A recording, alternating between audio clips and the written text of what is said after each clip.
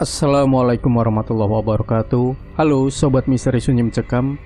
Jumpa kembali bersama kami, channel yang setiap hari selalu menyuguhkan cerita-cerita misteri menarik. Dan untuk kesempatan kali ini kami masih akan melanjutkan sebuah kisah misteri yang berjudul Kutukan Sewu Lelembut bagian 6. Jagat lelembut mboten duwe wujud, kula nimbali surga loka surga kayangan. Ketuh mulih sampun nampani, tekan asa tekan sedanten. Mendadak langit menjadi gelap, hujan turun begitu deras, dan muncul sesosok wanita cantik dari rintikan hujan itu. Sementara tak jauh dari tempatku berada, terlihat Gama sudah mengentakkan kakinya sebanyak 3 kali, sembari membunyikan gelang tingginya. Cering, cering, cering. Angin berembus dengan kencang menyatu dengan hujan dan menjadikannya badai. Sosok kucing hitam yang sedari tadi berada di sekitar Gama kini berubah menjadi begitu perkasa dan bahkan menggentarkan banyak lawan di hadapan kami. Tak berhenti sampai di situ, Kimpul yang sebelumnya terlihat tak berdaya seolah kembali terpulihkan dengan tetesan air hujan yang turun bersama mantra yang kubacakan. Kini ia tidak sendiri. Pusaka kerangkeng sukmonya rupanya mengikat sosok ular besar yang ikut turut campur dalam pertarungan ini. Wirangon, bantu aku menyelesaikan ini semua, ucap Kimpul. Aku tidak mengerti komunikasi antara Kimpul dan sosok ular itu. Yang aku tahu kini kami siap menghadapi sosok terkuat dari Trahningrat yang sudah membangkitkan kutukan ini, Raden Sengkuni. Meong Hideng, ini saat yang tepat untuk mengamuk, ucap Gama sembari memerintahkan sosok macan hitam besar itu untuk menyerang Raden Sengkuni yang sama sekali tidak terlihat khawatir akan kedatangan kami. Grrrr. Kuku-kuku besar Meong Hideng bersiap menyergap Raden Sengkuni di udara. Namun dengan cepat ia dapat menghindar. Wirangon sudah siap untuk melahapnya dari belakang. Tapi dengan mudah Wirangon terpental dengan perlindungan Banaspati yang melayang-layang di antara punggungnya. Nyi Sendang Rangu, ucapku mencoba memberi pertanda untuk ikut menyerang. Saat itu Nyi Sendang Rangu mengangguk dan melayang dengan selendangnya yang berkibar membesar. Aku dapat menduga bahwa seluruh pandangan Raden Sengkuni yang dalam wujud lawa irengnya itu tertutup oleh selendang Nyi Sendang Rangu. Aku tidak bisa menduga seberapa mengerikannya balasan atas dosa-dosamu, ucap Nyi Sendang Rangu yang seketika wajahnya berubah menjadi begitu mengerikan saat bertatapan dengan Raden Sengkuni. Itu apa Mas Danan? Kimpul heran. Dia Nyi Sendang Rangu. Semakin banyak dosa yang dimiliki seseorang yang berhadapan dengannya, semakin buruk pula wajahnya di hadapan orang itu, jelasku. Anehnya, Raden Sengkuni tidak terlihat gentar. Nyi Sendang Rangu sudah melilitkan selendangnya dan menahan kedua sayap Raden Sengkuni untuk menjatuhkannya. Tapi saat Nyi Sendang Rangu mencoba menyerang jiwa Raden Sengkuni, tiba-tiba Nyi Sendang Rangulah yang terjatuh. Nyi, aku berlari mencoba menangkapnya, namun sebelum itu Meong Hideng sudah lebih dulu melompat dan membiarkan Nyi Sendang Rangu jatuh di punggungnya. Apa yang terjadi? Tanyaku. Jiwanya dilindungi oleh kekuatan yang ia dapat dari reruntuhan ini. Jiwa dari 1000 lelembut. Jawaban Nyi Sendang Rangu membuatku menelan ludah. Namun aku tidak ingin menyerah. Sementara Raden Sengkuni sudah hampir menginjak tanah, aku pun membacakan sebuah ajian pada keris Raga Sukma hingga cahaya putih menyelimutinya. Aku menghujamkan kerisku mengincar salah satu sayapnya. Setidaknya bila ia memijakan kaki di tanah, pertarungan akan lebih mudah. Tapi aneh, setiap seranganku tidak ada yang mampu menyentuhnya. Bahkan saat Kimpul ikut memberikan serangan mendadak untuk sekedar menggoresnya, Raden Sengkuni bisa menghindarinya tanpa kesulitan. Kupikir teman-temanmu bisa memberi perlawanan yang lebih baik. Raden Sengkuni meremehkan Kimpul dan kami.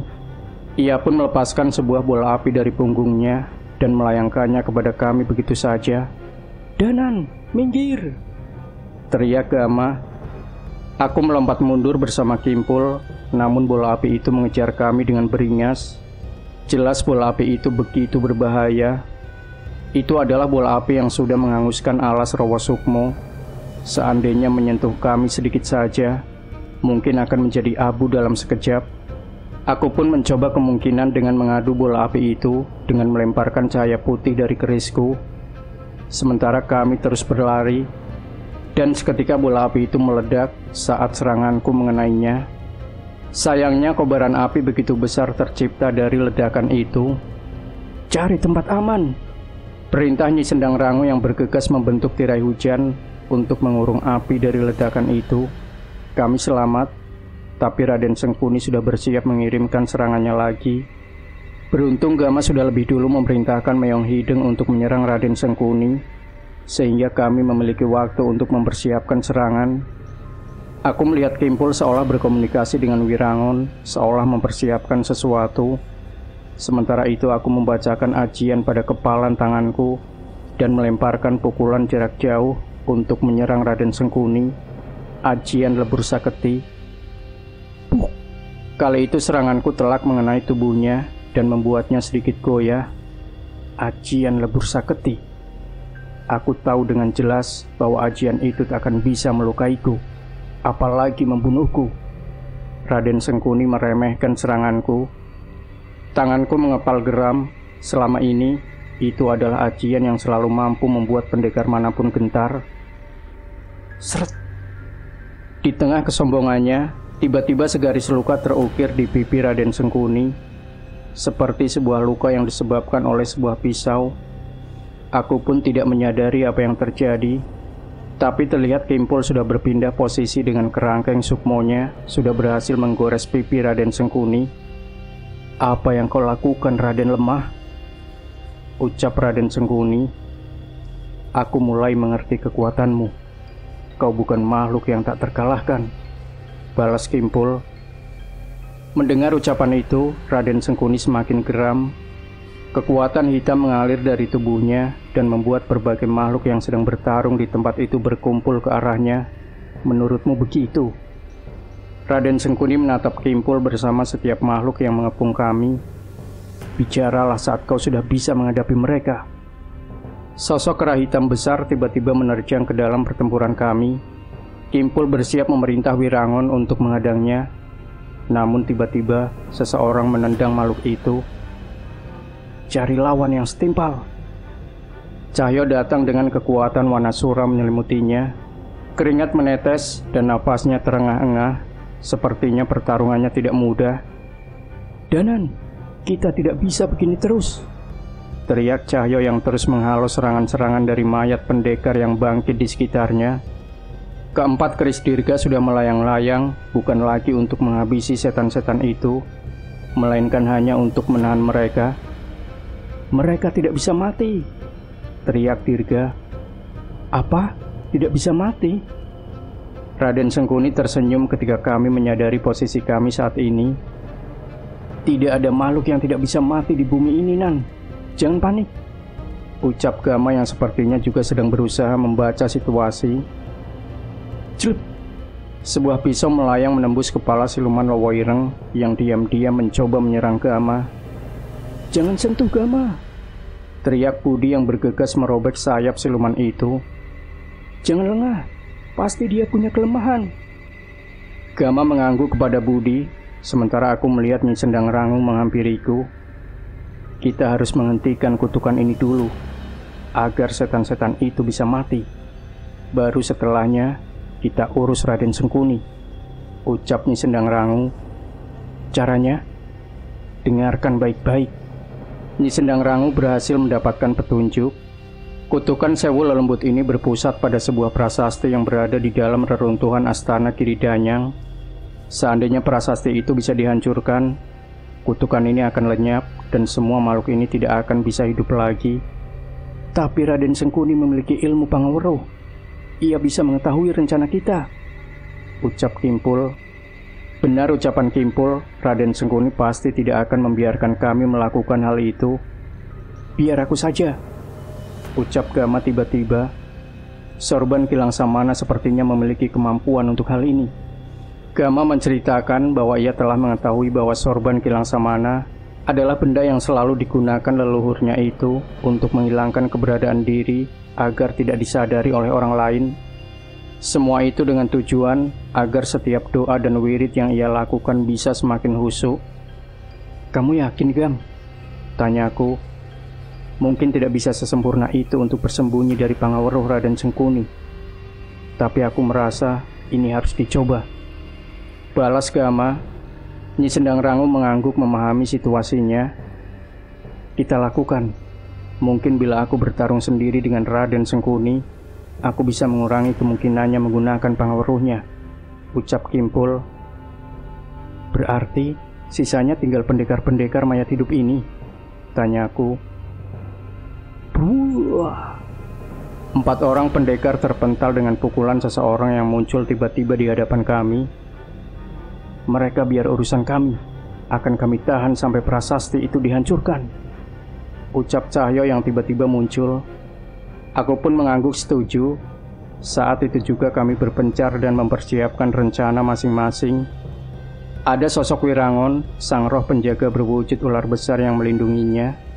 Sepertinya ia bukanlah lagi seorang Raden lemah.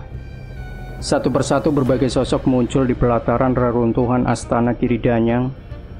Ada jenazah yang bangkit, ada roh yang kembali ke alam manusia. Semua itu adalah sosok yang pernah dibunuh oleh Raden Sengkuni, dan sosok pendekar yang jasadnya dikumpulkan oleh Baron dan Keling. Tak kusangka kita akan bertemu lagi dalam keadaan seperti ini. Tiba-tiba muncul sosok yang membuat Kimpul menahan gerakannya dan membuat matanya berkaca-kaca. Kang Waris?" Kimpul terlihat mencoba mendekat, namun sosok yang dipanggil dengan nama Kang Waris itu malah mengumpulkan kekuatan hitam di tangannya. "Minggir!" Buar. Ajian lebur saketiku beradu dengan sebuah ilmu yang tak jauh berbeda yang dilontarkan oleh Kang Waris. "Jangan terkecoh, Kimpul. Ingat, siapapun yang bangkit bukanlah orang yang kau kenal," ucapku. Tapi sekali lagi sosok Kang Waris yang kembali bangkit itu mencoba menyerang, namun dalam sekejap Cahyo menyerangnya hingga terpental. "Raden muda ini punya tugas penting. Siapapun kau, takkan kubiarkan untuk menyentuhnya," teriak Cahyo. Aku dan Cahyo pun memberi isyarat pada Kimpul untuk memulai rencananya. Eyang, itu apaan?" Dari jauh terdengar suara Guntur yang terlihat gentar akan sesuatu. Aku dan Cahyo menoleh ke arah Guntur dan menemukan seekor kera hitam dan seekor kera putih raksasa mengamuk di medan tempur. "Gila, ada makhluk seperti itu juga selain Kliwon dan Wanasura," tanyaku. "Kamu urus yang lain. Biar aku yang melawan mereka dan mempertahankan kehormatan Raswana Marta," ucap Cahyo geram. 2 sosok manusia yang bangkit dari kematian tiba-tiba berubah menjadi sosok kera raksasa yang membalikkan keadaan. Sial, mayat-mayat ningrat ini benar-benar merepotkan. Nyai Jambrong bergegas mendahului Guntur menyambut serangan 2 monyet raksasa itu.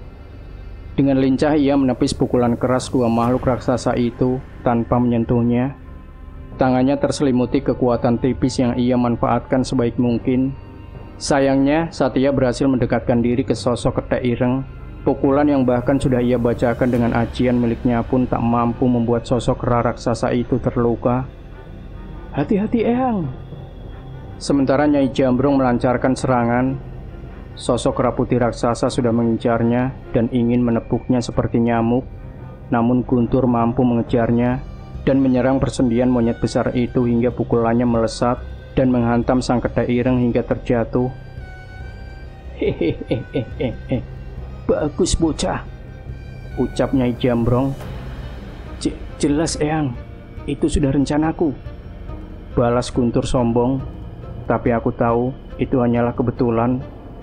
"Bisa aja kamu Guntur," ucap Cahyo yang sudah sangat siap membantu pertempuran mereka.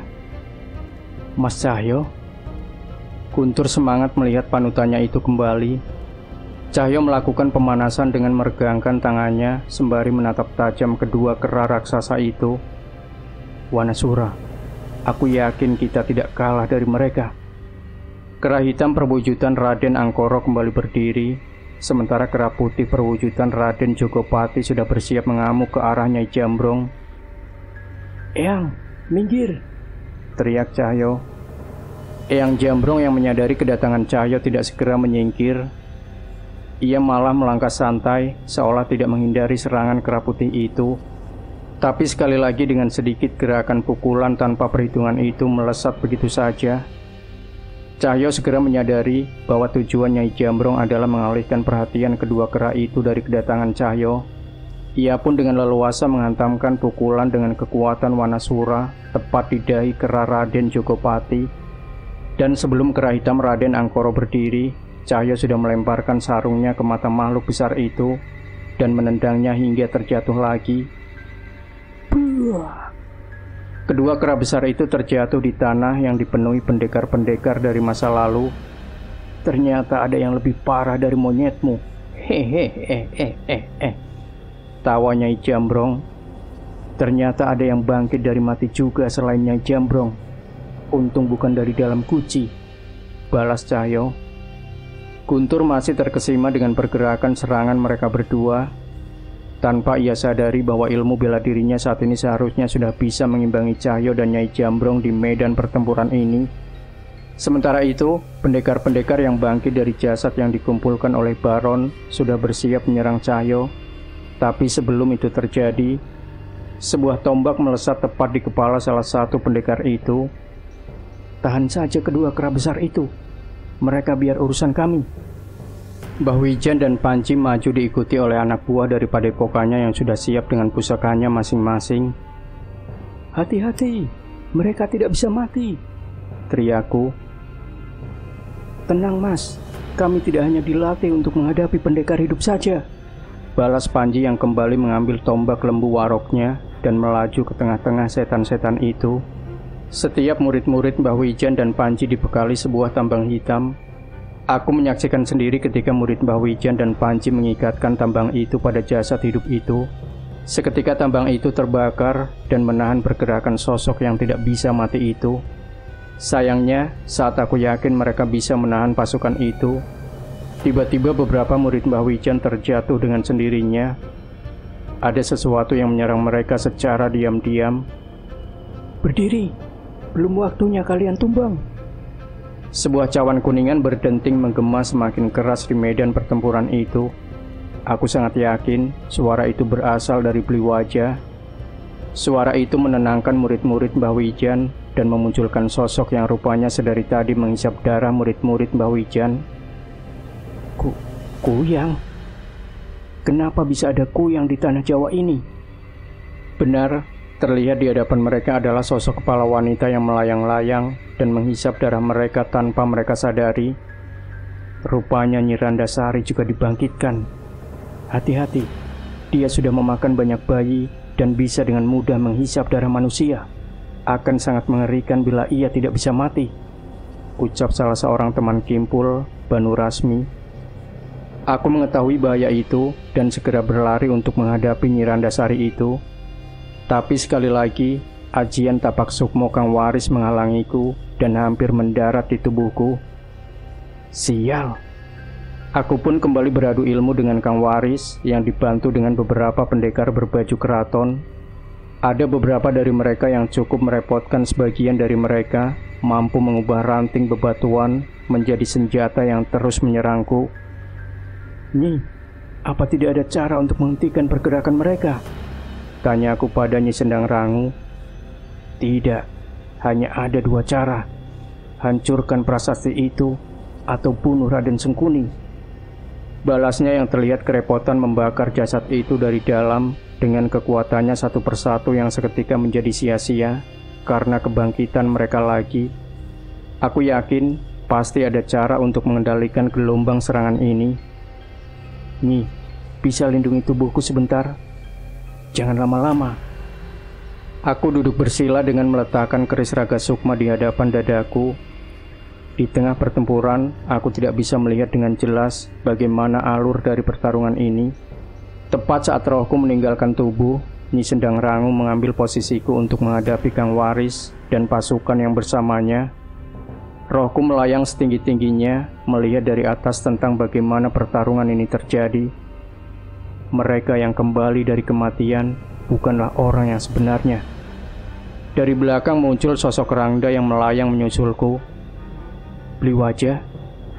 Ketika Beli wajah sudah mengambil wujud Rangda, itu artinya pertarungan sudah semakin tidak terkendali. Kutukan itu mengendalikan jasad dan memanfaatkan ingatan yang ada di otak mereka. Pisahkan kepalanya dari tubuh, dan jasad itu tak akan berkutik. Ucap Beli wajah. Aku setuju dengan pendapatnya, tapi itu saja tidak cukup. Ada roh pada pendekar yang bangkit tanpa jasad. Merekalah masalah paling serius.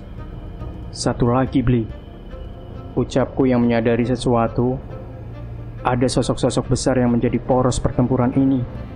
Kera Raden Angkoro dan Raden Jogopati, Kang Waris dan pasukan Trahkanti, pendekar dari makam Alas Mayit, dan Nyi Randasari yang menyerang kita dalam senyap. Kalau bisa mengalahkan mereka, kita bisa menahan sampai Gama dan Budi menemukan prasasti sumber kutukan ini. Beli wajah terbang semakin tinggi dan mencoba mengenali sosok-sosok yang kusebut. Saya mengerti. Biar saya menangani Nyi Randasari dan memulihkan yang terluka. Tapi setidaknya kita kurangi dulu pasukan yang kembali bangkit ini, ucap Beli wajah. Setelah berkata itu, tiba-tiba Rangda Beli wajah berubah menjadi bola api yang menyerupai meteor besar dan menjatuhkan dirinya ke sisi belakang pasukan lelembut itu. Seketika puluhan mayat yang sudah hampir siap untuk bangkit itu kembali terkapar di tanah. Gila, untung saja Beli wajah ada di pihak kami, gumamku. Aku pun segera kembali ke ragaku dan menghampiri Nyi Sendang Rangu yang tengah terkepung oleh pasukan Trahkanti yang hampir membuatnya kewalahan. Danan, aku sudah kesal, ucap Nyi Sendang Rangu. Baru beberapa saat aku kembali ke tubuh, tiba-tiba pasukan-pasukan Trahkanti yang bangkit terangkat di udara, bersamaan dengan tatapan menyeramkan Nyi Sendang Rangu dengan wajahnya yang menghitam. Pasukan itu terlihat menahan rasa sakit yang amat sangat. Mereka seperti ingin berteriak, tapi tak ada sedikit pun suara yang keluar dari mulutnya. Dan beberapa saat kemudian, kepala pasukan Trahkanti itu meledak dan memuncratkan darah dari lehernya. Mengerikan. Nyi Sendang Rangu memang terlalu mengerikan saat dikuasai oleh amarahnya. Gak usah sekejam itu bisa kan, Nyi? Ucapku mencoba mengingatkan. Berisik, balasnya sembari terengah-engah mengatur nafas dan emosinya. Bukan begitu, percuma Nyi Sendang Rangu melakukan itu. Toh sebentar lagi mereka akan bangkit lagi. Nyi Sendang Rangu pun menoleh ke arahku, seolah baru teringat akan hal itu. Sepertinya emosinya membuat ia lupa bahwa yang kami hadapi saat ini adalah mayat hidup yang akan terus bangkit kembali. Tapi setidaknya kali ini aku memiliki waktu untuk melumpuhkan Kang Waris. Ajian tapak sukmo miliknya memang merepotkan. Aku mengadunya dengan ajian lebur saketi beberapa kali, dan hasilnya kekuatan kami hampir seimbang. Ledakan energi berkali-kali beradu di udara, namun masalahnya energiku akan habis. Sedangkan kekuatan dari kutukan Sewu Lelembut akan terus memulihkan tenaga Kang Waris. Ajian kita sama, tapi berasal dari zaman yang berbeda. Seharusnya kau tahu celah dan jurus ini, ucap Kang Waris. Aku sedikit tertegun. Saat ini Kang Waris memang dalam pengaruh Raden Sengkuni, tapi ucapannya kali ini seolah-olah ada kesadaran dalam dirinya yang mencoba memberiku petunjuk. Bluar, bluar. Pertarungan kami berdua membuat sebuah celah di mana tak ada siapapun yang bisa mendekat. Ledakan energi gaib yang beradu dari ajian kami memiliki kekuatan yang bisa mencabut nyawa siapapun yang di dekatnya. Tapi benar ucapan Kang Waris, ada celah dalam ajian yang kami miliki. Sekali lagi kami bersiap mengadu ajian kami, tapi kali ini keris Raga Sukma sudah berada di genggamanku. Sebuah mantra aku bacakan pada kepalan tanganku dan bersiap melepaskan pukulan. Namun, tepat saat ajian tapak sukmo Kang Waris dilepaskan, aku menahan ilmuku. Tubuhku terpental dan terhempas dengan kekuatan yang begitu kuat, tapi memang itulah rencananya. Tubuhku terhempas, namun tidak dengan rohku. Aku memisahkan rohku dan terus menerjang ke arah Kang Waris. Ajian pukulan jarak jauh membutuhkan waktu untuk mengumpulkan kekuatan. Aku menggunakan jeda waktu itu untuk mendekat dan melepaskan kekuatan dari ajian lebur saketi yang meliputi kepalan tanganku. Bruk. Darah hitam bermuncratan dari mulut Kang Waris. Kali ini ia benar-benar tidak berdaya. Namun aku tahu bahwa ia akan pulih kembali. Maafkan aku, Kang. Ini satu-satunya cara untuk menahan Kang Waris. Ucapku yang segera memenggal kepala Kang Waris dengan keris Raga Sukma dan membawanya menjauh dari tubuhnya. Tepat saat aku kembali ke ragaku, rasa sakit menjalar di sekujur tubuhku. Masih ada sisa darah di bibirku akibat organ dalamku yang terluka dengan serangan Kang Waris. Kamu terlalu nekat, ucap Nyi Sendang Rangu. Tidak ada cara lain, Nyi. Kini kami sedang di atas angin. Amukan Nyi Sendang Rangu, serangan beli wajah, dan kalahnya Kang Waris membuat kami tidak begitu sulit menangani pergerakan mereka. Tapi seperti yang kuduga, Raden Sengkuni tidak akan tinggal diam. Siapa sebenarnya kalian? Ucap Raden Sengkuni dengan wajah geram. Aku menoleh ke arah Kimpul dan mendapati mereka sedang kewalahan menghadapi ilmu Raden Sengkuni. Kami hanya orang yang akan menghentikan kegilaanmu, ucapku. Aku belum pernah melihat kalian di antara seluruh Traningrat, balas Raden Sengkuni. Kami memang bukan dari terah bangsawan seperti kalian, tapi jangankan setan-setan yang kau bangkitkan. Bahkan setan-setan dan danyang dari Setra Ganda Mayit pun sudah pernah kami hadapi, teriak Cahyo. Bukannya ingin sombong, aku tahu Cahyo hanya ingin membuat Raden Sengkuni gentar, dan mungkin saja membuatnya berpikir dua kali untuk meneruskan peperangan ini. Jangan sombong. Raden Sengkuni kembali memanggil Banaspati yang melayang-layang di belakangnya. Kami bersiap menerima serangan yang mungkin saja dapat membakar tempat ini begitu saja. Tapi sebelum itu terjadi, sebuah sabit dan sebuah pisau menerjang Raden Sengkuni dan menahan niatnya. Kamilah lawanmu. Kimpul dan sekutunya masih mencoba menahan Raden Sengkuni. Raden Sengkuni sangat tahu pusaka Kerangkeng Sukmo adalah sesuatu yang mungkin bisa menggagalkan rencananya. Ia tidak mungkin mengacuhkan Kimpul dan Ingonya Wirangun begitu saja. Bangkit, ucap Raden Sengkuni. Urus mereka, biar ku beri pelajaran pada Raden bodoh ini.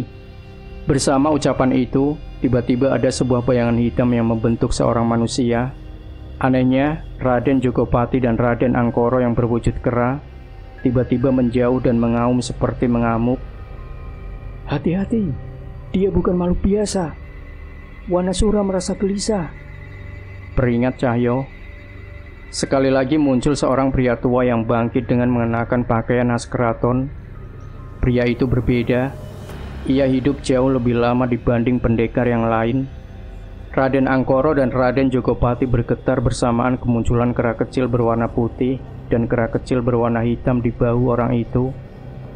Raden Brotoseno, hati-hati. Dia pemilik sebenarnya ilmu kanuragan ketek ireng dan ketek putih. Dialah yang membagi kedua ilmu itu pada Raden Angkoro dan Raden Jogopati. Mendengar ucapan itu seketika kami waspada. Brotoseno berbeda dari yang lain. Dia bangkit dengan jauh lebih kuat dari saat dia hidup. Tawa Raden Sengkuni. Aku tidak mengerti bagaimana kehidupan orang ini sebelum mati, tapi dari keberadaan Raden Jogopati dan Raden Angkoro yang meneruskan ilmunya, sudah pasti dia bukanlah orang biasa. Ini saat kamu mengamuk lagi. Bangkitlah Raja Kera. Kalimat itu diucapkan oleh Raden Brotoseno yang segera disusul dengan raungan dari dalam bumi. Sosok kera bermahkota dan perhiasan kerajaan muncul, diikuti dengan Raden Jogopati dan Raden Angkoro di belakangnya. Kini 3 kera raksasa mengamuk di medan pertempuran. Tapi itu saja belum cukup. Tidak mungkin seorang raja bangkit tanpa membawa pengikutnya, ucap Raden Sengkuni. Benar saja, entah datang dari mana, tapi di belakang mereka muncul puluhan pasukan kera seukuran manusia. Sebagian dari mereka memegang senjata, dan sebagian lagi terlihat puas dengan gigi-giginya yang tajam. "Bangsa Wanara?" tanya aku pada Cahyo. Cahyo hanya menggeleng tanpa bisa memastikan pasukan apa itu. Mereka mirip seperti teman-teman Kliwon yang kami temui di Jagat Segoro Demit. Hanya saja mereka terlihat lebih tidak beradab. Sebuah bola api melayang ke arah pasukan kera itu, namun sang raja kera yang dipanggil Raden Brotoseno mementalkannya dengan begitu mudah. Duar! Bola api itu meledak di langit. Kejadian itu sudah membuktikan pada kami sekuat apa pasukan yang kami lawan saat ini. Terang! 4 keris yang melayang terpental dengan prajurit kera yang dengan sigap melindungi raja mereka. Dirga! Tak menyerah, beberapa batu pusaka melesat dengan menyala, melayang menuju pasukan kera itu. Duar! Duar! Duar! Itu ajian Watu Geni milik Jagat. Saat ini mereka menyadari betapa berbahayanya pasukan kera di hadapan kami. Asap dan kobaran api dari serangan Jagat menutupi medan tempur.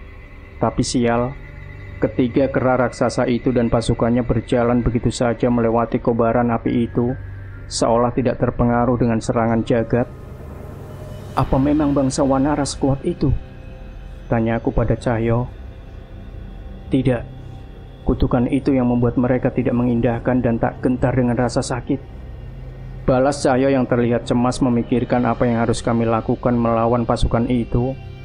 Aku mulai cemas dengan arah pertarungan ini. Tenang, sebentar lagi dia akan datang. Tiba-tiba Nyi Sendang Rangu muncul di hadapan kami, seolah bersiap menghadang pasukan kera itu. Benar, dia akan datang. Cahyo merasakan sesuatu, ia pun segera berdiri bersebelahan dengan Nyi Sendang Rangu untuk menghadapi pasukan kera itu. Serak, serak. Tiba-tiba dari tebing sisi barat terjadi longsor yang meruntuhkan bebatuan menuju tempat kami berada. Ada sesuatu yang mendekat dari tempat itu. Itu Kliwon, teriakku. Benar, itu Kliwon, teriak Guntur yang menyadari Kliwon telah kembali ke tempat kami. Ia tidak sendiri, kawanan kera kecil mengikuti di belakangnya. Tapi aku tahu, tidak mungkin sekawanan kera kecil bisa menimbulkan longsor seperti itu. Untuk menghadapi mereka, Wanasura harus menggunakan wujud aslinya, ucap Cahyo. Menanggapi ucapan Cahyo, aku pun menghampiri Nyi Sendang Rangu. Apa bisa, Nyi? Tanyaku. Suara petir menggelegar seketika. Sampaikan pada teman-temanmu yang kali ini datang bukan sekedar hujan, tapi badai yang akan menyelimuti seluruh bukit ini. Nyi Sendang Rangu melayang bersamaan dengan datangnya hujan yang begitu deras. Hujan Nyi Sendang Rangu membawa energi gaib, sehingga sosok roh Wanasura dan Kliwon bisa muncul dengan wujud aslinya. Aku yakin begitu juga dengan pasukannya. Wanasura! Teriak Cahyo sekuat tenaga, bersanding dengan suara petir yang bersahutan. Krrrr. Dari tubuh Cahyo muncul sosok kera besar yang sudah sedari tadi menahan amarahnya. Kliwon pun melompati pundak Cahyo dan menyusul saudara kembarnya itu. Mengamuklah Wanasura! Tambah Cahyo yang segera memberi isyarat padaku untuk berlari menaiki tubuh mereka. Kliwon, jangan galak-galak sama Danan, teriak Cahyo. Tenang, nanti habis ini aku temenin ngeborong pisang dari kebun Mbok Darmi, ucapku semangat. Kliwon sosok kera kecil itu kini berubah tak lain dengan wujud Wanasura. Senyumnya yang sebelumnya terlihat menggemaskan, kini mampu membuat gentar makhluk sebuas apapun di sekitarnya. Akhirnya kita melihat wujud itu lagi, ucap Guntur pada Dirga dengan begitu semangat. Dirga hanya menggeleng kagum melihat kedua sosok kera raksasa sahabat Cahyo ini. Hei, jangan bengong, urusin monyet-monyet demit itu juga, teriak Nyai Jambrong yang seketika menghentikan kekaguman Guntur dan Dirga itu. Kera hitam dan kera putih Raden Angkoro dan Jogopati mendahului Raja Kera Raden Brotoseno untuk menghadang Wanasura dan Wanasudra. Secara bersamaan, pukulan Kliwon dan Wanasura menghantam dagu kedua raksasa itu. Tak cukup sampai di situ, seolah sudah tidak menahan diri, Wanasura dan Kliwon melompat menghantam tubuh kedua kera raksasa dan memukulinya tanpa ampun. Kera putih Raden Jogopati kembali berdiri, tapi dengan mudahnya Wanasura memasukkan tangannya ke mulut Raden Jogopati dan merobek rahangnya hingga terpisah. "Sabar Wanasura, jangan termakan emosi," ucap Cahyo. Kera Raden Jogopati terjatuh, namun saat Kliwon hendak melakukan hal serupa pada kera Raden Angkoro, tiba-tiba sosok Raja Kera itu meniupkan asap berwarna merah yang seketika membuat kera hitam Raden Angkoro terbakar seperti api. Raden Angkoro mengamuk. Ia tidak lagi memiliki kepribadian manusianya. Tanpa kusadari, sebuah pukulan sudah mendarat di tubuh Kliwon dan membuatnya terseret. Namun Kliwon tidak sudi untuk kalah dan membalas pukulan itu. Cahyo yang menyadari sumber kekuatan Raden Angkoro berasal dari Raja Kera pun memerintahkan Wanasura untuk mengincar Raja Kera yang dikendalikan oleh Raden Brotoseno itu. "Habisi mereka sampai tak tersisa. Bunuh, makan dagingnya, minum darahnya, remukan tulang mereka," perintah Raden Brotoseno pada seluruh pasukan Raja Kera itu. Peperangan mayat hidup itu seketika berganti dengan pertempuran antar ras kera yang begitu mengerikan. Kera-kera itu bertempur dengan acak untuk saling menghabisi. "Kita bantu pasukan Kliwon," ucap Jagat layaknya pertarungan hewan buas. Darah pun bermuncratan di mana-mana. Bliwaja pun mengamuk dengan wujud rangdanya dan memakan satu persatu kera anak buah Raden Brotoseno. Sementara itu, Panji dan Mbah Wijen mengarahkan murid-muridnya untuk bertarung bersama pasukan Kliwon. Tujuan utama mereka adalah mengalahkan pasukan liar itu agar bertarung dengan cara yang terbaik. Buar. Ledakan api sekali lagi muncul di medan tempur. Aku tahu itu adalah ras Jagat. Kepulan asap menghalangi penglihatan kami, namun suara teriakan kera-kera terdengar keras di telinga kami. Keris dirga dan tombak lembu warok terlihat sudah berterbangan sedari tadi. Dan saat asap itu mulai menghilang, kepala kera-kera anak buah Raden Brotoseno itu terlempar ke udara dan terjatuh tak jauh dari hadapan sang Raja Kera. Sang Raja Kera itu geram, tapi Raden Brotoseno sama sekali tidak gentar. Mungkin ia tahu bahwa mereka akan bangkit lagi dengan kutukan Raden Sengkuni. "Jangan sombong hanya dengan mengalahkan kera-kera bodoh itu," ucap Raden Brotoseno. Baru beberapa saat Raden Brotoseno mengucap kata itu, tiba-tiba dua buah kepala kera raksasa hitam dan putih yang seukuran dirinya terjatuh tak jauh di hadapannya. "Gimana? Tadi Raden ngomong apa?" ucap Cahyo yang menyusul ke hadapan Raden Brotoseno bersamaku dan Kliwon.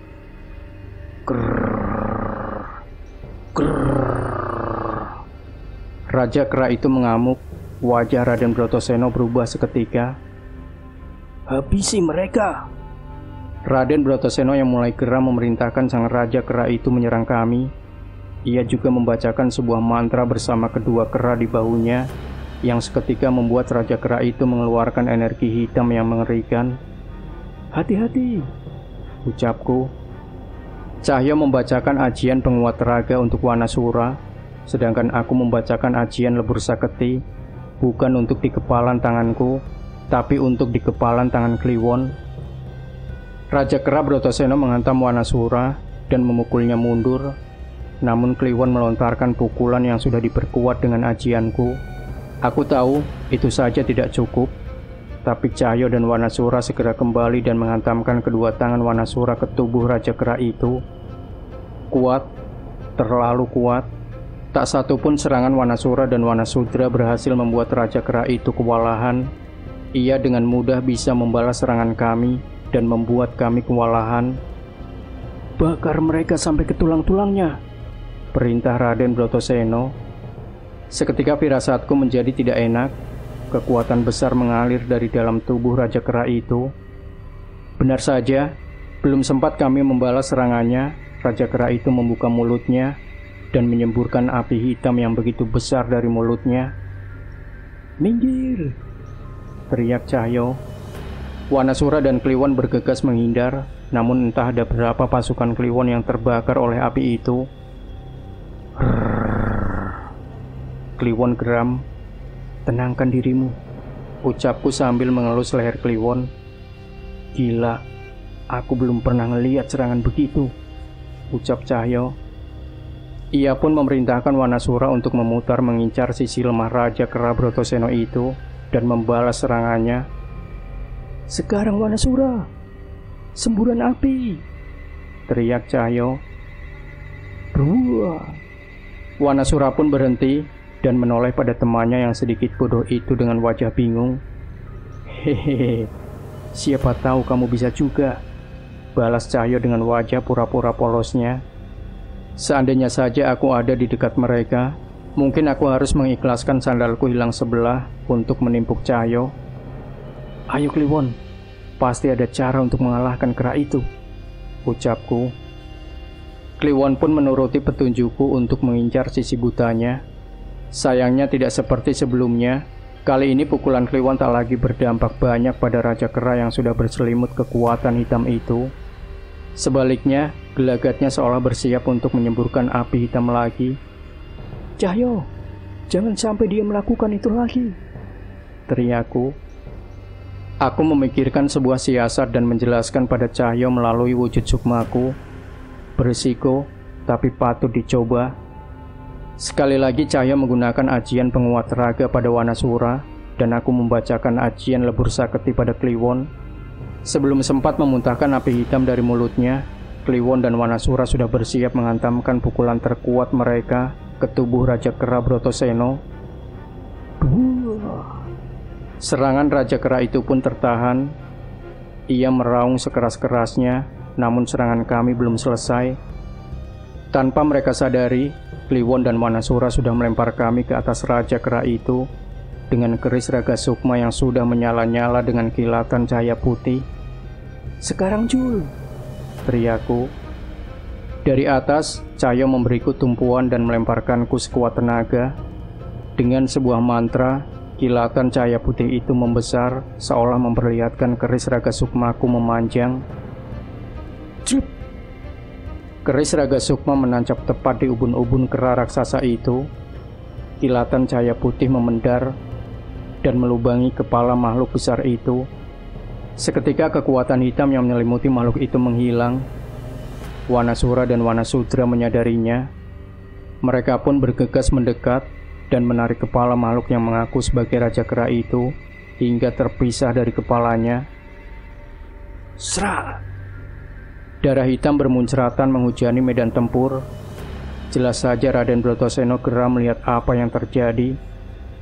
Tapi, sebelum ia sempat melakukan sesuatu, sebuah wujud roh keris raga sukma sudah menancap di lehernya dan memisahkannya sama seperti ingon andalannya itu. "Alam ini sudah tidak pantas untuk kalian," ucapku mengakhiri kengerian kekuatan dari kanuragan Raja Kera dari Raden Brotoseno ini. Cahyo pun kembali ke tubuh Wanasura sembari membopong tubuhku. Aku memastikan seluruh pasukan kera yang dipanggil oleh Raden Brotoseno kembali ke asalnya. "Sekarang giliran makhluk menyebalkan itu," ucap Cahyo. Kami semua berkumpul dan bersiap menghadapi Raden Sengkuni. Ia sudah melihat keadaan Raden Brotoseno dan ingonya, tapi tetap saja wajahnya terlihat tidak gentar. "Aku sudah tahu akhir pertempuran ini semenjak kemunculan monyet itu," ucap Raden Sengkuni dengan sombongnya.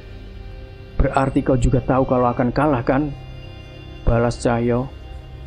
Jelas kami percaya diri. Kini seluruh pasukan alas Wanamerta dan pendekar terkuat kami berkumpul di tempat ini. Bodoh. Itu juga artinya aku sudah melihat hal ini. Seketika pusaran asap hitam muncul di sekitar kami. Sontak aku pun teringat bahwa ini juga pernah terjadi pada Kimpul. "Awas, ini Waringin Sukmo.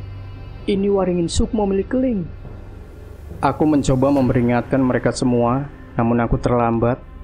Seketika kami semua sudah berpindah tempat di sebuah alam yang begitu luas dan gelap. Ada mayat-mayat pendekar yang berkelimpangan di beberapa sisi. Ini Nyai Jambrong mencoba mengenali alam ini. Siti Kawaruhan, jangan menjauh. Biar ku coba membawa kalian kembali ke hadapan makhluk sialan itu, ucap Jagat yang segera menggenggam ukiran kayu pemberian Mbah Jajang. Belum sempat aku menganalisa keadaan, tiba-tiba kami sudah kembali ke Astana Giridanyang. Kali ini aku semakin salut dengan kekuatan Mas Jagat. Mas Danan, teriak Kimpul yang lega dengan kemunculan kami kembali. Tenang, ilmu kami tidak akan kalah dengan jurus murahan seperti itu, sesumbarku. Bodoh, dengan sisa orang sebanyak itu kalian bisa apa? Ucap Raden Sengkuni. Bruk! Jagat terjatuh, wajahnya pucat, dan darah mulai mengalir dari mulut dan telinganya.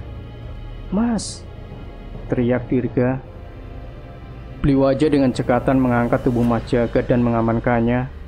Dia kelelahan, energinya terkuras. Biar aku yang mengurusnya. Aku lega ada Beli wajah di sini. Tapi aku baru sadar, tidak semua dari kami kembali dari Siti Kawaruhan. Kliwon dan pasukannya, Mbah Wijan dan murid-muridnya masih tertinggal di sana. Sepertinya ini batas kekuatan Mas Jagat saat ini. Aku mengempalkan keras tanganku. Kini keadaan tidak lagi sebaik sebelumnya. Aku sudah lelah bermain-main dengan kalian. Ada runtutan Trahningrat yang harus kuhabisi setelah ini, ucap Raden Sengkuni. Ia pun mengulang sebuah bacaan yang berisikan kutukan, sebuah mantra yang sebelumnya juga ia ucapkan untuk membangkitkan kutukan Sewu Lelembut. Bangkitlah kembali dan habisi mereka, perintah Raden Sengkuni.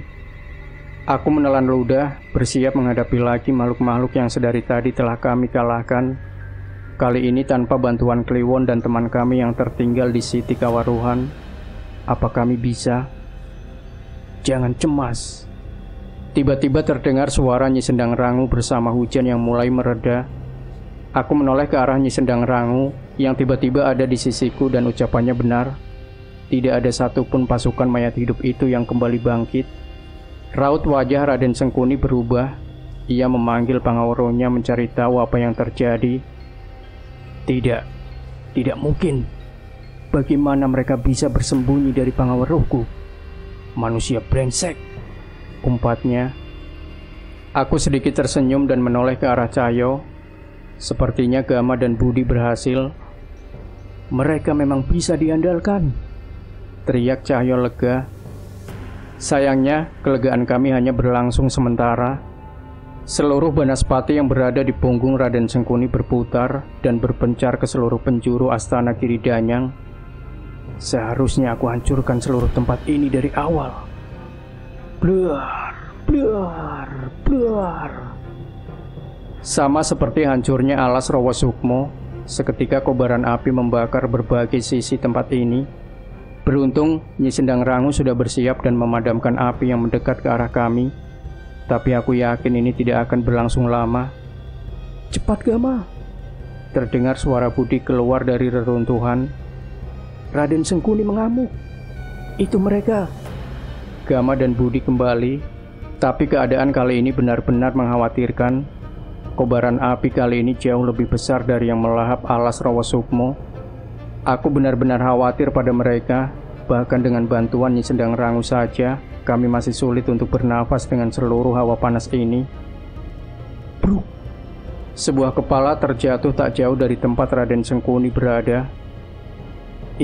Itu kepala Birawa, ucap Kimpul. Selanjutnya adalah kepala dari tubuhmu, ucap Budi dengan tatapan dingin ke arah Raden Sengkuni. Sosok Raden Sengkuni yang penuh wibawa dan kehormatan itu kini bertatapan dengan pria gondrong yang tubuhnya sudah dipenuhi dengan keringat dari pertarungan dan panasnya api di tempat ini. Bajingan, biadab, teriak Raden Sengkuni. Aku melihat Cahyo ingin bergegas menolong Budi. Hati-hati Mamang Gondrong, teriak Cahyo. Tapi sebelum ia melangkah, aku memilih untuk menahannya. Ia tidak melihat bahwa Banaspati milik Raden Sengkuni tengah berkeliaran dan terus membakar seluruh wilayah sekitar kami dengan begitu buasnya. Kita lihat hal baiknya. Ini yang tersisa hanya kita dan Raden Sengkuni.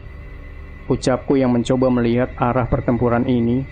Kimpul dan sekutunya mendekat ke arahku dengan geram setelah melihat apa yang sudah diperbuat oleh Raden Sengkuni. Satu-satunya cara menghentikan ini adalah dengan kematian Raden Sengkuni. Tapi jelas ini tidak akan mudah. Pengawruh itu akan menjadi halangan terbesar kita, ucap Kimpul. Satu orang dan sisa-sisa mayat hidup melawan puluhan pendekar. Memang terdengar tidak adil, tapi dia saat ini mungkin adalah orang yang mampu menghabisi satu kota dalam waktu singkat.